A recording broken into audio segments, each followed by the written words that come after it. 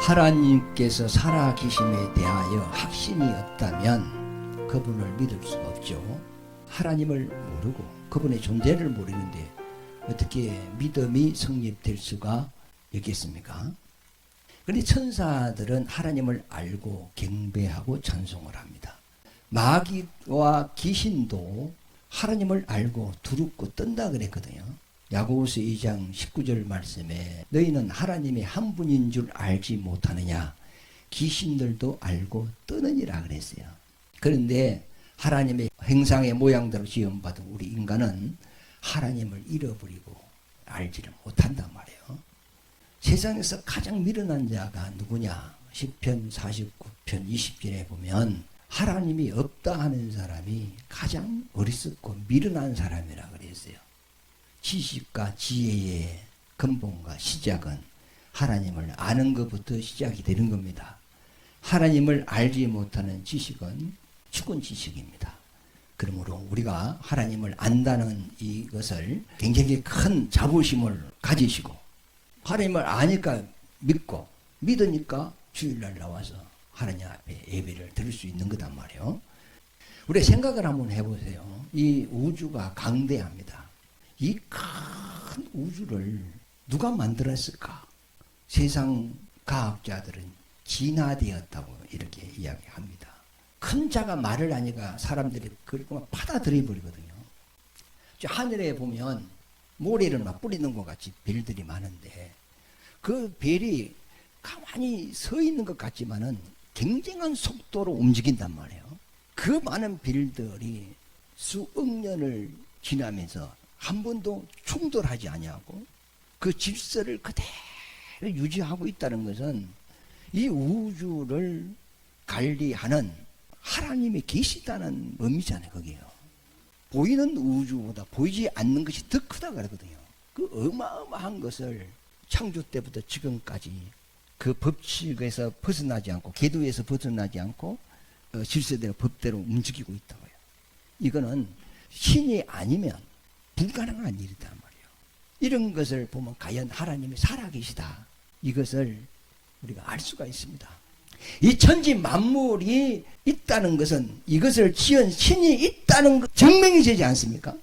성경에서 시작 자체가 뭐냐면 창세기 1장 1절에 보면 하나님이 천지를 창조하시니라, 이거부터 시작이 되는 거예요. 그러면 그 하나님이 나를 돕는 분이시다. 두 번째는 그걸 믿어야 됩니다. 하나님이 나를 짓고 나를 돕는다는 이 믿음이 없으면 하나님과 나는 상관이 없는 거죠. 자, 부모님이 나를 낳으셨어요, 기르셨어요, 나를 사랑해요, 잘되게 하시는 분이에요. 그러면 그 부모님이 계신다는 것은 내가 든든한 나의 힘이 되는 거 아닙니까? 내가 힘들 때 부모한테 의지할 수 있고, 뭐 도움도 받을 수 있고, 가서 뭐 상담도 할 수 있고, 부모님이 살아계시니까. 그런데 어떤 사람은 어릴 때부터 부모를 잃어버렸어. 누가 아버지인지 어머니인지 누가 나를 낳았는지 나를 기르는지 몰라. 나를 도와줄 자도 없어. 그건 불행한 거 아닙니까? 그래서 첫째, 하나님이 살아계시다. 살아계신 그 하나님이 나를 돕는 분이시다. 그분이 나를 돕는다면 내가 이 세상에 살아갈 때에 어려운 일이 있어도 의지할 곳이 있으니까 주님을 찾게 되고 그분의 도움으로 우리가 살아갈 수가 있는 겁니다. 그러니까 첫째는 뭐라고? 하나님은 살아계시다. 두 번째는 하나님이 나를 돕는 분이다. 여기에 대한 믿음을 확실히 가지시기 바랍니다. 그러면 나는 그 믿음으로 사는 거야. 그럼 믿음으로 살면 내가 병들었을 때 하나님이 다 고쳐줘야 돼, 안 고쳐줘야 돼? 고쳐줘야 되죠. 그러면 내가 가는데 사고가 날 수가 있어. 그러면 하나님이 그 사고를 나를 피해가게 해야 돼, 안 피해가게 해야 돼? 피해가게 해야 돼. 내가 돈이 없어. 그럼 돈이 하늘에서 떨어져야 돼, 안 떨어져야 돼? 떨어져야지. 주여! 하고 기도하면 응답이 와야 돼, 안 와야 돼? 와야 돼. 도와주신다고 했으니까 와야 될 거 아닙니까?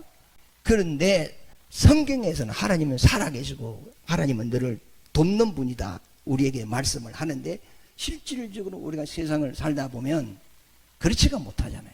병도 안 고쳐주고 기도해도 응답을 바로 주지도 않고, 문제가 심하면 하나님 해도 하나님의 도움의 손길이 바로 오지도 않고, 내가 힘들게 살아가는데도 하나님이 좀 편안하게 이렇게 환경을 만들어 주지도 않고, 그러니까 성경 말씀하고 나의 현실하고 괴리가 생긴단 말이에요.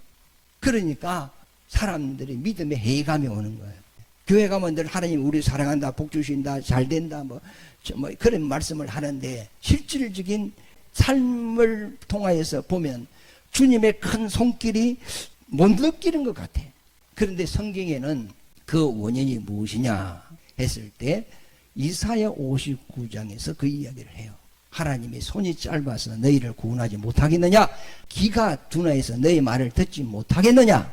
너희의 죄악이 하나님과 나 사이를 벌어지게 했다는 거예요. 그리고 너희의 죄가 하나님의 얼굴을 가려서 보지 못하게 했다는 거예요. 원래는 하나님은 살아계시고 우리를 돕는 분이신데 우리가 하나님 앞에 죄를 지어서 그 죄가 하나님과 우리 사이를 내었고 그 죄가 하나님의 얼굴을 가려서 우리를 도와줄 수 없게 만들었다는 거예요.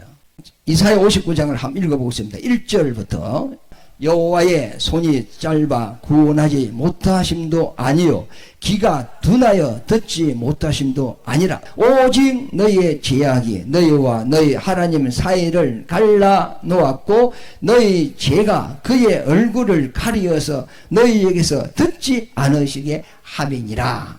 이제 원인이 나왔죠. 그러면 구체적으로 3절에 보면 이는 너희의 손에 피가 있다는 거예요. 피가 있다는 것은 상대를 죽였다는 거예요. 살인을 하고 또 폭행을 하고 폭력을 하고 상대에게 피해를 입혔다는 거다. 성경의 계시록에 보면은 우리 행위록이 있어요. 잘한 것은 잘한 그대로, 못한 것은 못한 그대로 다 기록해가지고 선악에 대하여 복과 저주를 하나님이 내린다고 그랬어요. 그런데 성경에 보면 하나님이 너를 손바닥에 새겼다 이런 말이 있어요. 이것을 손금이라고 해요. 손금. 이게 통계학적으로 냈는데 손금을 보면 이 사람이 수명이 짧은지 또 긴지 복이 있는지 없는지 그런 게 손금에 나와 있대. 이거는 미신이 아니고 통계라는 거예요. 통계. 이것도 무시할 수가 없어요. 그래서 너가 잘못한 것 손바닥에 새기고 너가 잘한 것 손바닥에 새겼다. 우리한테 이 색이 났다는 거예요. 이게. 어릴 때 이렇게 써 안 써요? 종이에 쓰는 것 같이 하늘에도 새기고 우리한테도 새기는 거예요. 그러니까 너 손에 피가 있다. 사람을 죽인다든지 폭행을 한다든지 폭력을 쓴다든지 이 손으로 나쁜 짓을 했다 이 말이죠. 그 다음에 너희 손가락이 죄악에 더러워졌다 이 말이죠. 남 걸 훔쳤다든지 도둑질을 했다든지 이 손으로 나쁜 짓 한 거. 그 다음에 하는 말이 너희의 입술은 거짓을 말하며 너희의 혀는 악독을 내밀어. 말 자체가 독하다는 거예요. 악독하다는 거죠. 독사가 해가 두 개죠. 생식기도 두 개예요. 이중인격이죠. 그래서 독사는 사람을 물면 그 독이 그를 죽인단 말이에요. 근데 우리 입에서 남을 죽이는 말, 저주하는 말, 남을 모함하는 말, 남을 비판하고 악하게 하는 말이 입에서 나가 안 나가요? 나가는 거예요. 우리가 꼭 손으로 맞아서 맞은 게 아니고 언어폭력이 있죠. 예, 차라리 하나 맞는 게 덜 아픕니다. 그러나 언어적으로 상당한 폭행을 당한 사람은 못 견디는 거예요. 너무 힘들어한단 말이에요. 그러니까 너 입과 너 혀로 남을 죽였다는 거죠. 그 다음에 입술은 거짓을 말한다는 거죠. 그럼 뱀이 해가 두 개인 것 같이 같은 입으로 찬송하고 같은 입으로 남을 저주하기도 하고 같은 입으로 복을 빌기도 하고 남을 모함하기도 하고 선물이 나오고 단물이 나오고 이쪽에 가서는 예 뭐 아이고 예 그럼 이렇습니다. 또 다른 쪽에 가서는 그 사람을 또 비방을 하고 이런단 말이에요. 그러니 해가 두 개라 두 개. 이랬다 저랬다 이랬다 빈득스럽고. 그러니까 우리가 하나님 앞에 이런 나쁜 짓을 하고 살았다는 거예요. 이 죄악이 하나님과 우리 사이를 내었고 하나님의 얼굴을 가려버렸다는 거예요. 그래서 우리가 그분의 도움을 받지 못하게 되었다는 거죠. 하나님은 반드시 살아계시고 우리를 돕는 분이신데 왜 우리가 그분의 도움을 받지 못하느냐? 너의 손에 피가 있다. 너의 손가락이 더러워졌다. 너 입으로 악독한 말을 한다. 남을 죽이는 말을 한다. 그리고 거짓을 밥 먹듯이 한다. 그러므로 나 여호와가 너희를 도와줄 수 없다. 그 원인을 굉장히 큰 축복의 말입니다. 회개는 다시 회복할 수 있다는 겁니다. 내가 잘못 살아도 용서받고 다시 복 있는 인생으로 다시 시작할 수 있는 것이 회개입니다. 마귀에게는 회개할 기회를 안 줬어요. 그러나 하나님의 형상의 모양대로 시험받은 사람에게는 회개할 수 있는 기회를 줬어요. 구원받을 수 있는 기회를 줬어요. 회복될 수 있는 기회를 줬습니다. 이게 가장 큰 축복입니다. 그러면 하나님께서 회개할 수 있는 복을 우리에게 주기 위해서는 먼저 그분이 십자가에서 우리 죄를 대속해야 회개할 수 있는 기회가 우리한테 오는 거단 말이에요. 우리 죄를 그대로 주고 회개한다고 용서해주면 하나님은 불의의 하나님이 되는 거거든요. 그래서 우리가 회개하고 돌아올 수 있도록 먼저 하나님은 십자가에서 인류의 죄를 지고 죄 문제를 죽음으로 해결해 하시고 난 이후에 회개하라! 다시 너희가 잘못되었으나 다시 회복하라 이 말이죠. 마태복음 5장 29절 말씀에 보면은 너 오른쪽 눈이 너를 실족하면은 차라리 빼버리라. 모든 지체가 지옥에 가는 것보다 죄진 거 그거 하나 빼버리고 안 가는 게 낫다 이 말이죠. 너 오른손이 범죄를 하거든 잘라버리라. 백체가 지옥 가는 것보다 그 한 손 잘라버리고 안 가는 게 낫다 그랬거든요. 그게 하나님의 율법의 진단이에요. 그러면 우리가 생각을 해봐요. 눈으로만 죄 지었어요? 그럼 손으로만 죄 지었어요? 또 발로도 죄를 지었죠. 입으로도 죄를 지었죠. 혀로도 죄를 지었죠. 생각으로도 죄를 지었죠. 마음으로도 죄를 지었죠. 그럼 죄 지은 거 다 잘라버리면 지대? 이 몽달 귀신도 아니고 다 잘라버려. 눈, 귀, 생각 다 없어져 버리는 거예요. 이거는.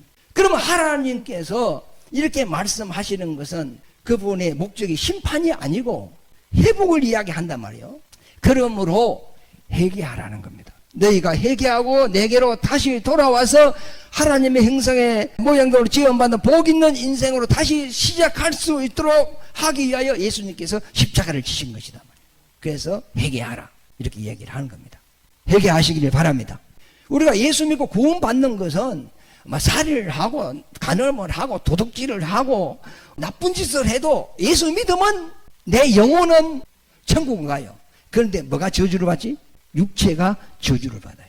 심은 대로 거두거든. 그러면 우리가 예수를 믿으면 내 영혼도 잘 돼야 되고 범사도 잘 돼야 될 거 아닙니까? 그러면 매일매일 나의 잘못된 이런 부분들을 하나님 앞에 해결을 해야 돼요. 내가 가는 모든 일에 행통을 가로막는 것이 이 자범죄들입니다. 내가 자범죄를 지면 탁 틈 타고 들어오는 놈이 있어요. 그가 귀신입니다. 내가 헬기를 팍 낼 때 틈이 딱 벌어진 거예요. 그때 귀신이 들어오고. 자, 지금 물어볼게요. 귀신은 나무에 붙습니까? 돌에 붙습니까? 바다에 있습니까? 산에 있습니까? 귀신은 어디에 있어요? 성경대로 해보자고. 귀신은 어디에 붙어?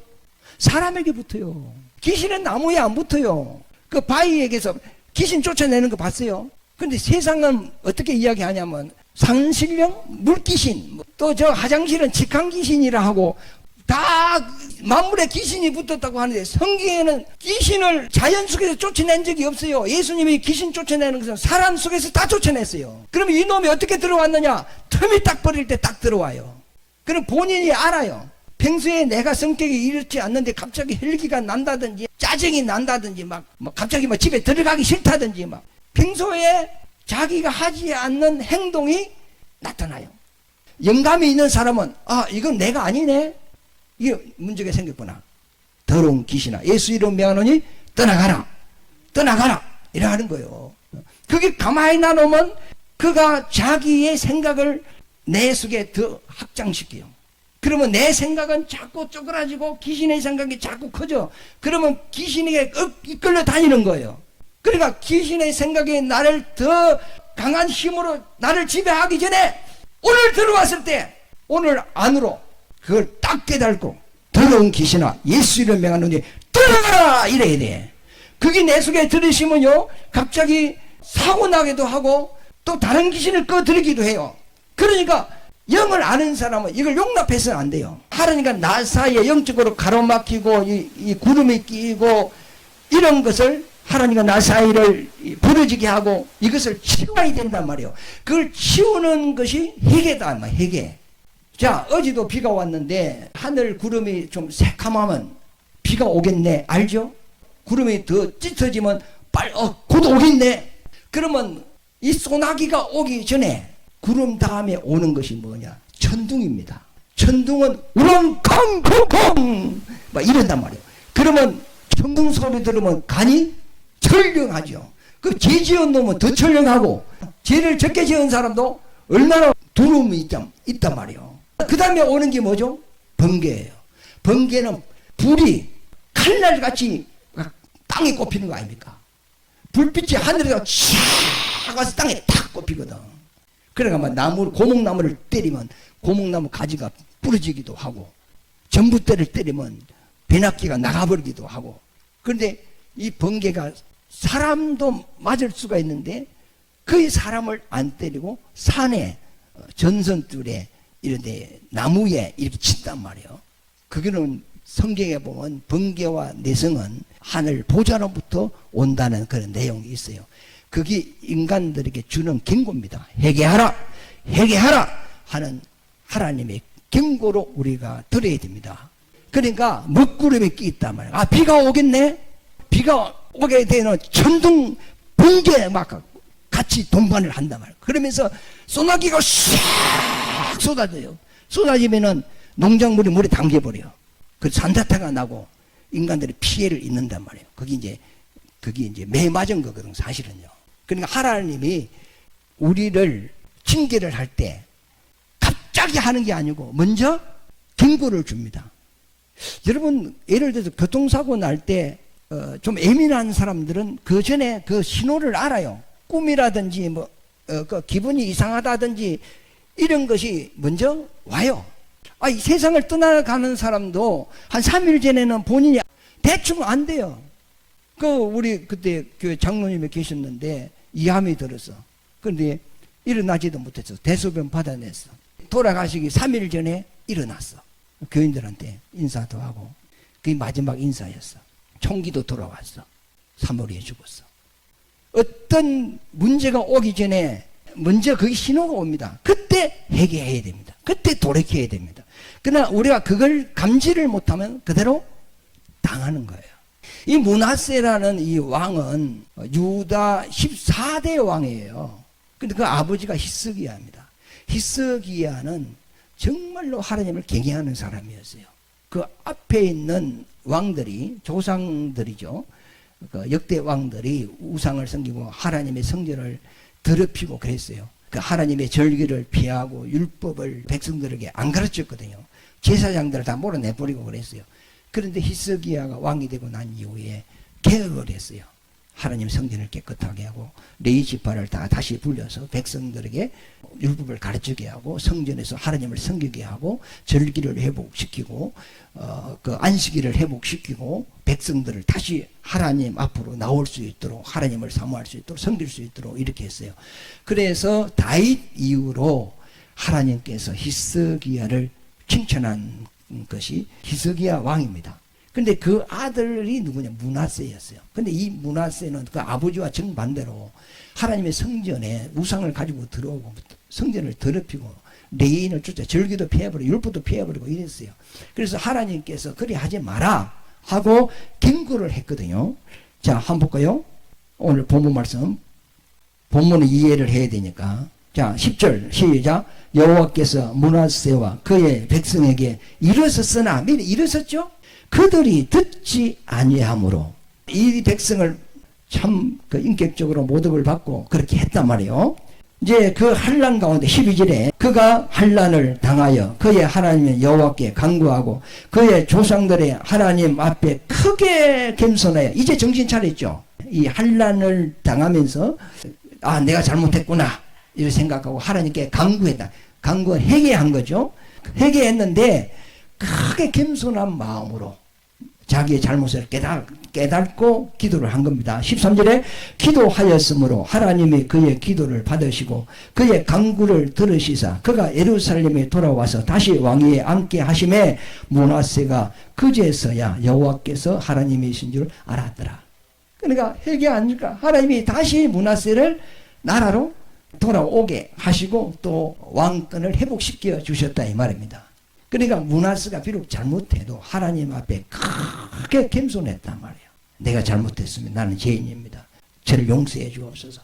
했더니 그 기도가 진실했어. 그래서 하나님이 그 적국의 나라에서 다시 돌아와서 왕권을 회복시켜 줬다는 이야기입니다.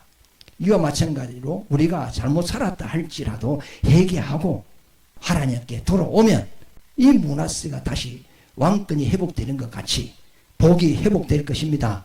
회개하면 하나님과 우리 사이가 가로막혔던 죄땀이 물러갈 것이고 하나님이 우리 음성을 들을 것입니다.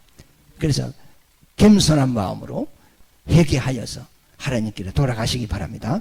자, 첫째는 뭘 믿어야 된다고? 하나님은 살아계시다. 두 번째는 뭘 믿어야 된다고? 나를 도우시는 분이시다. 근데 왜 도움을 받지 못하느냐? 우리 죄악이 하나님과 우리 사이를 갈라놨다. 그래서 못 받는다. 그러면 그 죄악이 뭐냐? 손에 피가 있다. 입술에, 혀에, 입에. 이게 하나님 앞에 우리가 잘못 산 이런 부분들이 그것이 하나님과 우리 사이를 막는 허감이 되었다.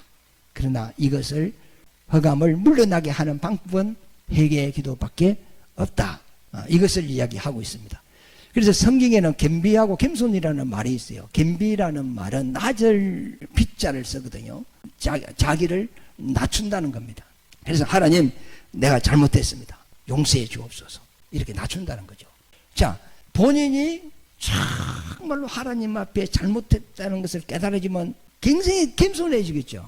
그러면 기도를 해도 들어주면 들어주고 말면 말고 그런 생각으로 하는 게 아니고 절박한 생각으로 하나님을 찾게 되어 있습니다.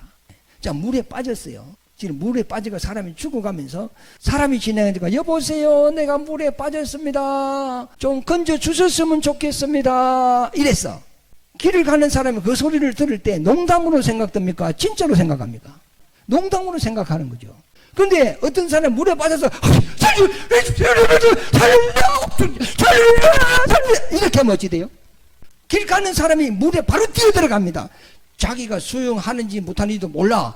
지도 죽을 줄 모르는데 사람이 지금 빠져 죽어가고 있으니까 다급하게 들어가서 그걸 건져주는 거예요. 그러니까 본인이 하나님 앞에 진정으로 죄인이고 잘못한 일이 많은 사람은 하나님 앞에 고개를 못 든다니까. 고개를 못 들고 눈물을 흘리면서 하나님, 나를 불쌍히 여기세요. 나를 불쌍히 여기세요. 나를 불쌍히 여기세요. 그 죄를 낱낱이 아뢰지 아니해도 진실한 마음으로 나를 불쌍히 여기달라고 했을 때 그 불쌍히 여기달라는 그 말 안에 모든 것이 다 들어있는 겁니다. 하나님은 처음부터 나의 모든 걸 다 아시는 분이거든. 그러니까 하나님 손길이 탁 급히 오는 거죠. 부모가 아이를 혼낼 때 매를 들고 너 잘못했어, 잘했어. 때리기 전에 뭐부터 물어요? 잘했어, 잘못했어. 그걸 물어본다는 것은 용서하겠다는 겁니까? 안 하겠다는 겁니까? 때리는 것이 목적이라면은 잘했어, 잘못했어. 안 물어보지. 바로 때리지. 그럼 하나님이 언제든지 우리를 진노할 때 바로 진노하지 않고 먼저 회개할 수 있는 기회를 준다는 겁니다. 그리고 겸손이라는 말은 나보다 상대를 더 낮게 여기는 거거든요. 우리 하나님 앞에 섰을 때 더 인정하는 것, 이게 겸손입니다. 그래, 너 자신을 부인하고 너를 쳐서 복종시키고 너를 십자가에 못을 박으라, 이 말은 내가 그러면 내가 뭐 나무에 달려야 되냐, 그 말이 아니고 하나님 앞에 너 생각, 너 이론, 너 경험, 이것을 하나님 앞에서 포기하라, 이 말입니다. 너 고집대로 살지 말고, 너 경험대로 살지 말고, 너 지식대로 살지 말고 하나님의 말씀 앞에서는 다 내려놓으라는 거죠. 그걸 구약에서는 모세가 하나님 앞에 섰을 때 가시나무 불꽃 가운데서 음성이 들렸어요. 모세야, 모세야. 지금 누구 앞에 섰다는 거죠? 하나님 앞에 섰다는 거예요. 그럼 너 신을 벗어라. 벗으니까 하나님의 말씀이 와요. 너는 애굽에 내려가서 내 백성을 이끌어내라 하고 말씀을 준단 말이에요. 그러니까 모세가 신을 다 못 벗어서 나는 뭐 말도 잘 못하고 능력이 없어서 못하겠습니다 하니까 하나님께서 내가 너와 함께 할 것이다 하면서 지팡이를 던져봐라. 던졌더니 뱀이 되잖아요. 잡아봐라. 지팡이가 되죠. 너 손을 품에 여라. 였더니 문둥이 되죠. 다시 였다 빼라. 회복했다. 그 포직을 보여주는 거예요. 내가 너와 함께 한다. 그러니까 우리는 겸손이 뭐냐? 하나님을 하나님으로 인정하는 이것이 겸손입니다. 자, 예를 들어서 우리나라 뭐 대통령이 없지. 대통령이 나한테 전화가 왔어요. 일요일날 11시에 좀 만납시다. 전화가 왔어. 그러면 하나님을 인정하고 하나님 앞에 겸손한 사람은 대통령님 안 되겠습니다. 11시는 제가 하나님 앞에 가야 됩니다. 안 되겠습니다. 그러면 대통령 앞에 누굴 인정한 거죠? 하나님을 인정한 거예요. 그래서 성경에 보면은 너가 나를 시인하면 나도 내 아버지와 천사 앞에 너를 시인할 것이다. 그러나 너가 나를 부인하면 나도 아버지와 천사 앞에서 너희를 부인할 것이다. 하나님의 손길이 직접 와서 우리를 돕는 게 아닙니다. 하나님은 누굴 보내죠? 천사를 보냅니다. 천사를 보내서 우리를 도와주는 거예요. 천사는 눈에 안 보여요. 막 홍해가 갈라지고 막 메추라기 떼가 막 몰려오고 그물을 내렸더니 그물이 찢어질 정도로 고기가 잡히고 하는 그 그물이 찢어질 정도로 그물 안에 고기를 집어 연자가 누구예요? 하나님이 내려와서 뭐 이랬나? 천사입니다. 천사는 하늘의 심부름사자, 하나님의 종입니다. 심부름꾼입니다. 너 가서 도와주라 하면 우리가 불통된 것이 생통으로 싹 바뀌어버립니다. 하나님이 천사만 딱 파송하면 모든 게 딱 끝납니다.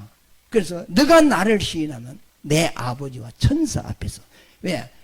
생각을 해보세요. 하나님 앞에서 너를 시인한다 이렇게만 하면 되는데 천사까지 이야기를 하고 있어요.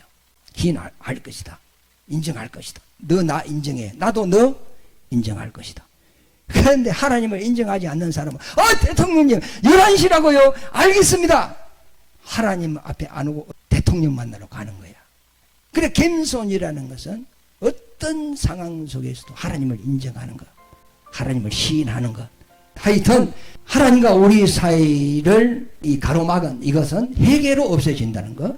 그럼 매일 우리 아침에도 회개하고 저녁에도 회개하고 주무시고, 또 주무시다가 또 막 가위 눌려가지고 막 뭐야 쫓기고 그러면 잠을 깨고 난 이후에도 잠자기가 무서운 경우가 있어요. 그런 경우가 있어요? 한번 잠으면 아침까지 막 푹 잡니까? 꿈에 시달린 적이 있죠? 한 번도 없어요? 저도 있어요. 그럴 때는 한 5분 기도하고 주무시면 편히 주무실 수 있습니다. 우리가 눈에 안 보이지만 방에는 영들이 있습니다. 그러므로 하나님과 우리 사이에 가로막힌 것 회개로 거두어내고 하나님의 도움으로 사시는 여러분 되시기를 예수의 이름으로 축원합니다.